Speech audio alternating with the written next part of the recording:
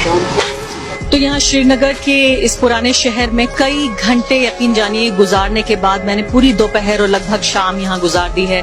दर्जनों लोगों के इनकार के बाद कि कोई भी हमसे बात नहीं करना चाहता, यहाँ 2-4 लोगों ने कम से कम हमसे अपनी जो कारोबारी समस्याएं हैं, जो आर्थिक समस्याएं हैं, वो तो बांटने की कोशिश की, लेकिन कोई भी ऐसा शख्स नहीं था जो सियासत पे बात करने को तैयार होता। मुझे बहुत दुख हुआ, अफसोस हुआ ये देखते हुए कि कम से कम श्रीनगर को और कश्मीर को एक ऐसे राज्य के तौर पे देखा जाता था जिसको पॉलिटिकली तो बहुत सप्रेस करने की हमेशा कोशिश की गई।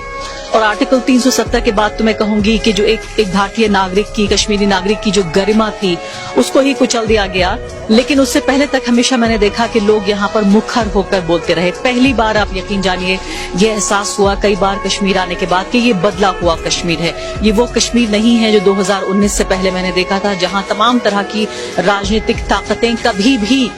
कश्मीरी शहरी का, कश्मीरी जो नागरिक है उसका मनोबल नहीं तोड़ पाई।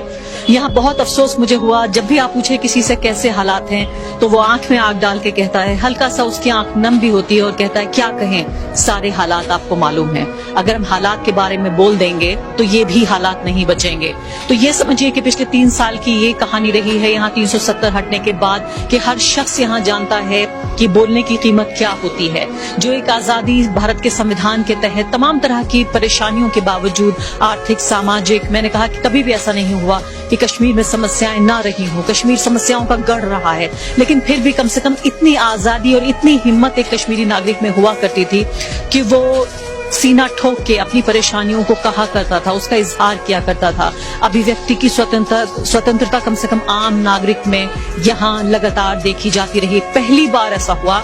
जब यहाँ कोई भी बात करने को तैयार नहीं है, कोई भी अमीर हो या गरीब हो, रिक्शा चलाने वाला हो, ठेली लगाने वाला हो, या कोई कॉलेज स्टूडेंट हो, या प्रोफेसर हो, या पत्रकार हो, या कोई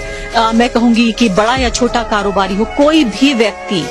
हर व्यक्ति का जीवन यहाँ सियासी हो चुका है, हर व्यक्ति का जीवन यहाँ पॉलिटिकल हो चुका है। मैं उम्मीद करती हूँ कि ऊंचे पायदानों पर बैठे हुए वो सियासतदान जो कश्मीर के लिए बड़े बड़े फैसले कर दिए, जिन्होंने बिना कश्मीरियों को अपने साथ रखे हुए, बिना कश्मीरियों से बातचीत किए हुए, मशवरा किए हुए, इस नए कश्मीर